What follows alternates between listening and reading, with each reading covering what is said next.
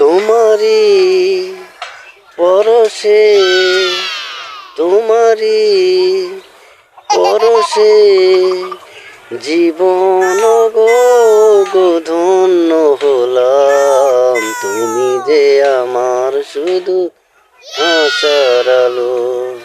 তোমারি পরশে জীবন আমার গো ধন্য হলাম। তুমি যে আমার শুধু আশার আলো।